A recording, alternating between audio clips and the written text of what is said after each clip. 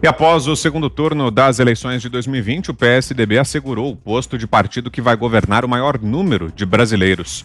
Nas cidades em que os candidatos do partido venceram a disputa, residem 34 milhões de pessoas.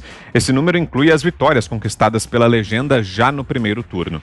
Já o MDB continua com o maior número de prefeituras, assim como nas eleições passadas. O partido, no entanto, elegeu 251 prefeitos a menos em comparação com 2016. O número caiu de 1.035 para 784. Na sequência, PP e PSD completam o pódio do Executivo Municipal com 685 e 654 prefeitos eleitos, respectivamente. Ambos partidos registraram alta em relação a 2016. No campo da esquerda, com as derrotas de Marília Reis em Recife e João Coser em Vitória, o ex-presidiário de São Bernardo do Campo não conseguiu eleger ninguém em nenhuma capital. Foi a primeira vez que isso aconteceu nos últimos 35 anos, Augusto. 85. Foi o maior fiasco da esquerda da história. Da esquerda. Se você pega o G10, que é o grupo dos 10 partidos que, por dois critérios, número de prefeitos eleitos e tamanho da população governada, se você pega esses 10 partidos, o PT foi excluído neste ano desse grupo. Foi rebaixado para a Série B do campeonato partidário. Nesses 10 partidos, você tem 8, você pode qualificar por essa régua bem simplificadora de centro e direita.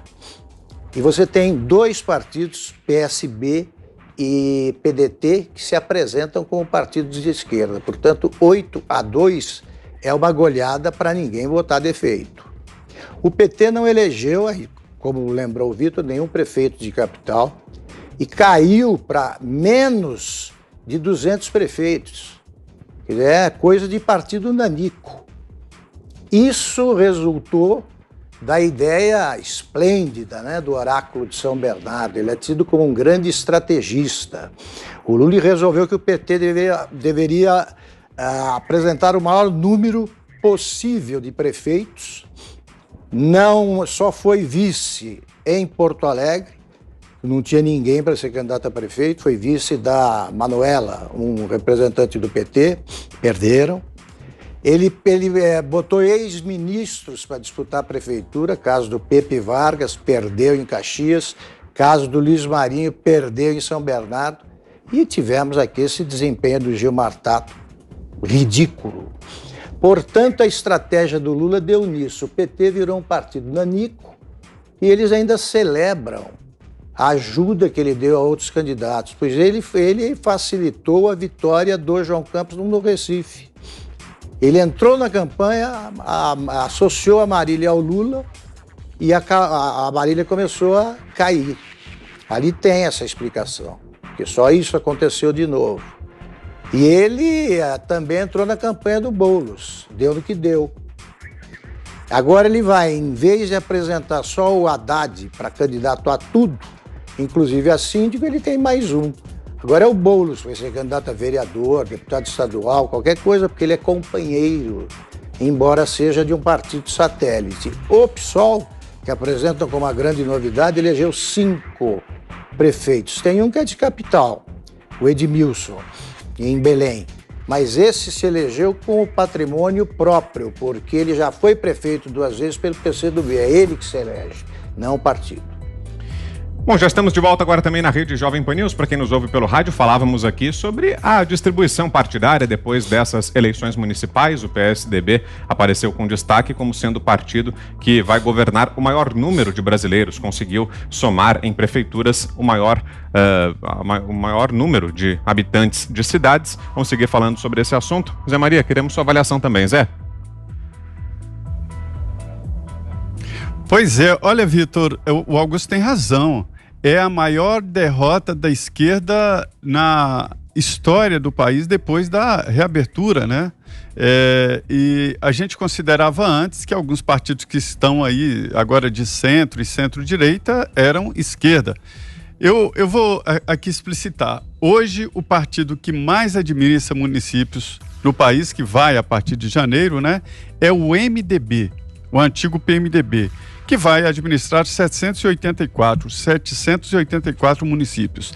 E aí ele é seguido pelo PP, com 685 municípios, PSD, que foi criado em 2012, né, já vai administrar 654, é o terceiro partido, e em seguida o PSD, logo depois do PSD, o PSDB, que tem 520 municípios, ele tem o maior número de CPFs administrados, né, eleitores administrados, o PSDB. E depois o DEM, com 464. Então vamos lá. Primeiro o MDB, depois PP, PSD, PSDB, DEM, e aí vem o PL. O PL tem 345 e só aí começa a aparecer o primeiro partido histórico de esquerda, que é o PDT, administrando 314, depois o PSB com 259, ainda tem o Republicanos e lá atrás o PT. Então, os políticos aqui já estão conversando aí para fazer uma grande aliança de centro, unindo esses partidos. E isso é possível. É o que eles chamam de Avenida Central, de caminho do meio. É por onde, segundo eles, pode correr a eleição de 2022. Repare que o MDB está aliado ao PSDB. Tanto é assim que o vice do Bruno Covas, em São Paulo, é do MDB. No Rio de Janeiro, o DEM também tem MDB como líder. E o PSDB e o DEM são sócios, são partidos sócios. Já houve quase a união dos dois partidos, por detalhes, não houve a união de PSDB com o DEM. Os dois partidos se dão muito bem, os presidentes são amigos, os parlamentares votam unidos, já foi vice do PSDB, candidato a vice. Então, o MDB, o PSDB e o DEM são muito aliados. O PP está meio solto ali e o PSB, por ser novo, mas apesar de ser novo, ele tem pessoas antigas aí na política brasileira, né? Que é o Gilberto Kassab, que é um grande negociador.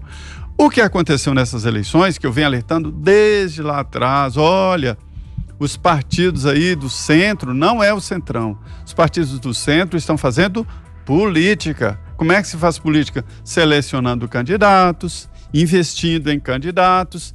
E o presidente do PSDB disse que o partido não investiu nas pequenas cidades porque faltou dinheiro, mas investiu nas grandes cidades, por isso administra muito mais eleitores. Então, esta é a história. Só queria relatar o seguinte: o PP, que é um partido que hoje está na frente e vai administrar 685, é o antigo Arena, que passou por PDS, depois PRB e finalmente PPB e agora PP.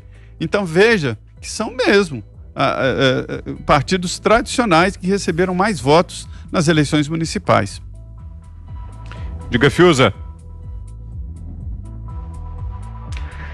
É porque essa questão da direita e da esquerda, ela é muito enganosa, né? Assim, em alguns pontos ela tem serventia, em outros ela só confunde. Por exemplo, o prefeito reeleito em São Paulo, que governo que ele faz? Que sinais ele dá? Né? Ele é aquele que troca a luz de Parecida por um punho cerrado. Ele está fazendo uma demagogia, né? Aquele movimento que finge se importar com vidas negras para quebrar tudo e fazer politicagem. Então, ele é um Boulos, né? O Covas é um Boulos. Ele soldou porta de comércio, como se isso fosse medida sanitária para salvar vidas. Demagogo, como se isso aqui fosse a União Soviética.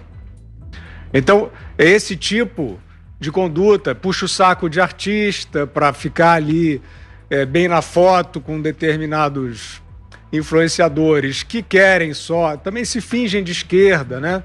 Subcelebridades, mas que querem só o seu, né?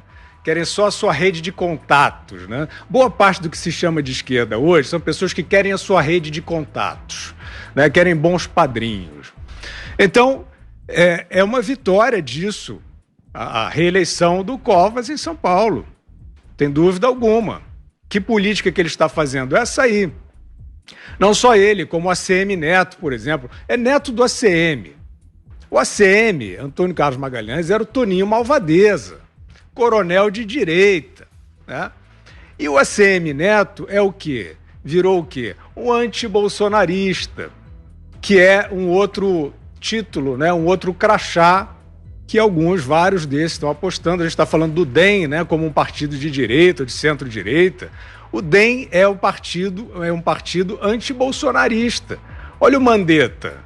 O que faz o Mandetta? O Mandetta, como ministro da Saúde, fazia comícios no meio da pandemia, dizendo que tem que conversar com traficante, que traficante também é gente. Um demagogo fazendo um proselitismo supostamente progressista para se habilitar como anti-Bolsonaro, que seria o fascismo, não sei o quê. Então, esses decalques aí não adiantam nada. Eles não nos ajudam a entender nada. O próprio Ronaldo Caiado, veja, Ronaldo Caiado, né, aquela figura direita. Ele virou um cordeirinho da falsa empatia, batendo no presidente, porque todos eles querem poder. Todos eles querem um bom poder e uma boa rede de contatos. Fazem esse tipo de demagogia. Então, o que nós estamos vendo aí hoje, nesse cenário, falar de PSDB, por exemplo, o que é PSDB hoje? Ninguém sabe. O PSDB que teria como referência o Plano Real, é uma super referência, uma reforma importante regida pelo Fernando Henrique, mas o Fernando Henrique, a partir de um determinado momento, assim como o João Dória e outros, resolveu fazer também política contra o fascismo imaginário. Então eles receberam o Alexandre Frota no PSDB, eles estavam criticando a política rude, ignorante, sem história, sem lastro acadêmico, e receberam o Alexandre Frota para lutar contra a ignorância na política, né? Para dar lastro. Eu lembro do Roberto Freire falando com o Fernando Henrique, não é possível, esses bolsonaristas. Aí eles vão lá e saúdam o Alexandre Frota, né, como adesão ao partido. E por aí eles foram, né, quer dizer, todos os acenos que pudessem compor essa miragem, né, de luta contra o fascismo que está aí, que ameaça a democracia, e vem Fernando Henrique, manda o presidente renunciar quando saiu o Sérgio Moro, né, ficaram ali tentando aliciar o Sérgio Moro para sair do governo. Então, que PSDB é esse? Né? Já fiz aqui todas as menções, a homenagem àquele PSDB associado ao Plano Real, que o plano não foi do PSDB, mas ele levou adiante, até certo ponto, o seu legado, e depois virou um partido que vai fazer de um tudo, como se diz no popular, para tomar o poder central. E o nome do jogo é ser contra o Bolsonaro, e ser contra o Bolsonaro é ser contra a direita, nessa narrativa muito superficial, pueril quase. Então, eu não vejo, assim, eu acho que a ascensão da Manuela Dávila não ganhou a eleição, né? Mas, pô, teve voto à beça, ela tá aí. O Boulos, né, teve voto à beça e tal. Quem são esses personagens? Eles são os comunistas? Não, eles são burgueses. Eles são burgueses, eles têm os mesmos projetos que o Luiz Inácio Lula da Silva, que seria um ícone da esquerda, tinha. Quer ficar no poder para sempre e construir uma boa rede de contatos. O Lula estatizou o Brasil inteiro? Ninguém mais faz isso. Ele privatizou o Estado de forma bandida, né?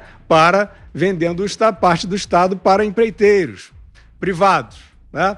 Então, eu acho que esse tipo de dicotomia não ajuda muito a entender, e acho, sim, que houve uma vitória lamentável e perigosa de prefeitos que fizeram lockdowns radicalíssimos, sem absolutamente nenhum laudo que mostrasse eficácia para proteger vidas, e usaram isso como o estandarte político, para dizer que eram humanistas e tal. E isso, miseravelmente, funcionou.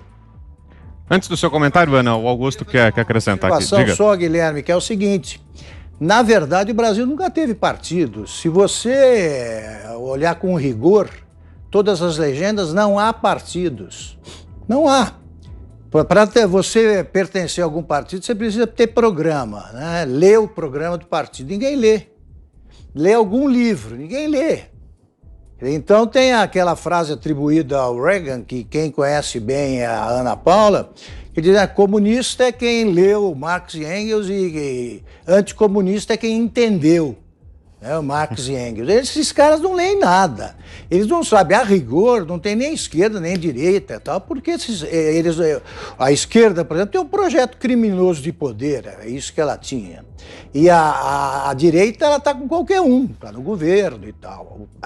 Os que se dizem de direita ou os que são qualificados como tal. Partido político no Brasil, você teve um esboço de partido com o PSDB, depois virou aí um grêmio universitário briguento, né, mas briga em bons restaurantes. E você teve o PT, que com o Lula, que ao contrário do Getúlio, ele saiu da história para cair na vida, né, e deu no que deu, é um criminoso. O Brasil, a história da República Brasileira é a história de um país sem partidos. Você tinha o Partido Republicano, cada estado tinha um. Partido Republicano Mineiro, Paulista, Gaúcho, cada um era dominado por algumas pessoas. Depois, quando você estava criando partidos entre 1945 e 64, não deu tempo. Aí vieram MDB, Arena, também não eram partidos, eram ajuntamentos. E depois esses partidos com os quais a gente lida e que não tem programa. Aliás, se você lê os programas dos partidos que são considerados de direita, eles, por exemplo, adoram se qualificar de centro-esquerda. Até o Maluf era de centro-esquerda. Então, o Brasil é um país sem partidos. Você, Ana? Vitor, acho que já foi tudo muito, muito bem colocado aí pelo Augusto, pelo Zé e pelo Fiuza. Acho que o resumo é esse. A única tecla que eu volto é a da abstenção, né? O número de abstenções, ele é impressionante. Aí a gente tem que também, dentro daquela reforma política que eu estava falando anteriormente, a gente tem que incluir aí a obrigatoriedade do voto, né? O que adianta nós sermos obrigados a votar? Não, o direito de voto, a festa da democracia, mas que direito de voto? Eu não tenho direito no Brasil de escolher se eu quero votar ou não, eu sou obrigado a votar. Então é um direito até a página 2, né? Você é obrigado a votar. E se não votar, você tem as penalidades todas aí inseridas na Constituição e nas leis eleitorais. Então, esse é um número que o PSDB pode até achar que sai, né, dessa eleição aí governando o maior número de brasileiros, mas o número grande de abstenções em todo o Brasil é assustador, E por mais que a gente esteja falando dessa derrota da esquerda, né, do PT, dos partidos satélites ali do PT, a gente tem que estar sempre muito atento, Vitor, porque essa gente tem uma capacidade de reagrupar impressionante, de colocar uma roupa nova e de começar a entoar um outro canto da sereia, que eles passam por cima de princípios e de valores exatamente pelo projeto de poder que o Augusto estava mencionando, né? Como o José Dirceu falou em alto e bom tom, ele falou, uma coisa é você vencer a eleição, outra coisa é você tomar o poder, e a gente sabe que existe essa ânsia e essa gana dessa turma aí de fazer isso. Tanto é que a gente viu na eleição no Sul, Manuela aí, durante toda a campanha dela, ela vestida, só faltou o terço na mão, né? Vestida de uma maneira absolutamente fake, de uma maneira que não é o perfil dela. A gente já acompanha a Manuela na vida pública já há algum tempo, e ela se travestiu aí até de centro-direita, digamos assim, só faltou o terço na mão, já foi à missa, por exemplo, na época do Haddad. Então a gente vê que ao longo das campanhas eles são capazes de tudo. E para finalizar, Vitor, interessantíssimo essa lembrança aí, muito bem lembrada, o Fiuza falar do Alexandre Frota, só para lembrar que a imagem do PSDB de hoje é o Alexandre Frota sentado numa mesa e do outro lado da mesa, em lágrimas, Rodrigo Maia, presidente da Câmara. Esse é o PSDB, então não se enganem, a gente no Brasil hoje temos que começar a cobrar aí o direito das candidaturas avulsas, como o Zé colocou, as candidaturas independentes, porque partidos aí nessa eleição, mais uma vez, ficou muito representado que os partidos, eles não representam o eleitor. Agora são